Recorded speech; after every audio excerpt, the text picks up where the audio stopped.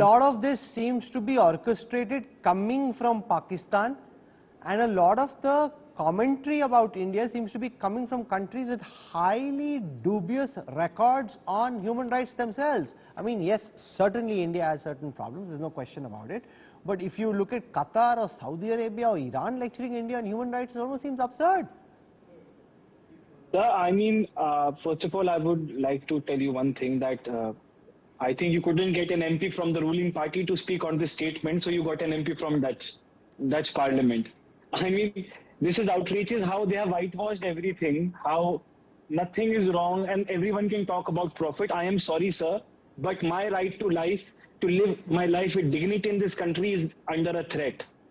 There is a continuous attack on our community. There is a continuous attack on our religious practices. There has been a systematic attack. Like, for example, sir, no courts have been doing anything. I am asking for justice. Nothing would have happened if Nupur Sharma was sacked. In a statement given to Op India, right-wing news channel, Nupur Sharma clearly stated that the Home Minister, Devendra Fadnavis and various other leaders were rallying behind her. I mean, this is a propaganda. This is not a propaganda, this is the reality that is going on. Can you deny the statements given by the leaders of Bharatiya Janata Party where they say कि आप एक हिंदू बालिका लाओगे, हम 10 मुसलमान बालिका लाएंगे. An MP from Delhi is saying to rape Muslim women. Different MPs from different locations but from a same party are continuously attacking Muslims and the practices that they are doing, and it is very convenient for everyone to bring ISS, to bring Pakistan, to bring everything. I don't know, sir, I'm a normal Muslim, I'm living in India, and what I'm facing, I'm telling you on national television today, sir. This is happening, sir. Both Sushant and Jiten respond to that. Jiten, I'll start with you because you're blaming Pakistan. We are questioning the human rights records of countries like Turkey and Saudi Arabia and Iran.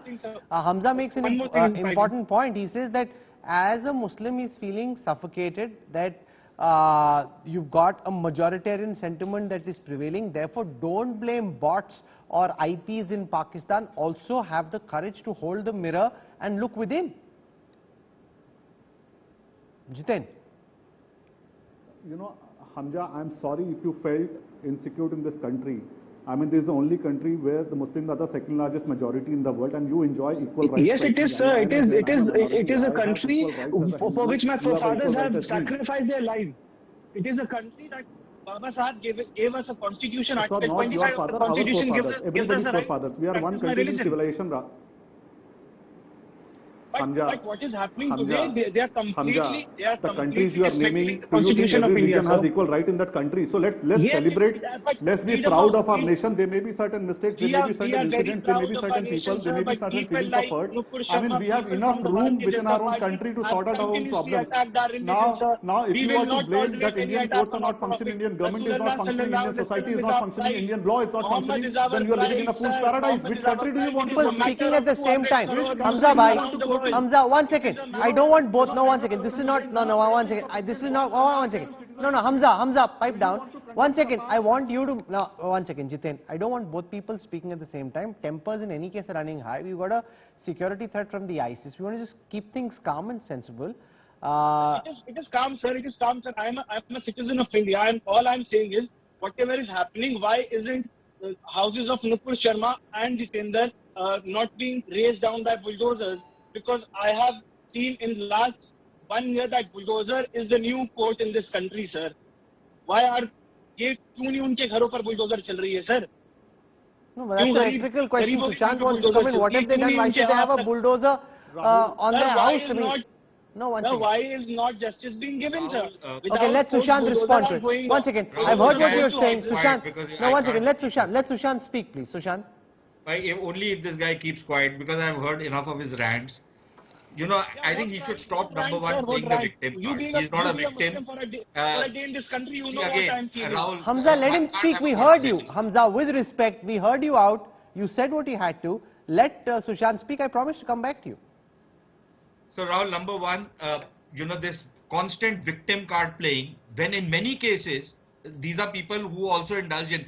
Did Nupur Sharma go and attack somebody? Did she go and indulge in stone pelting?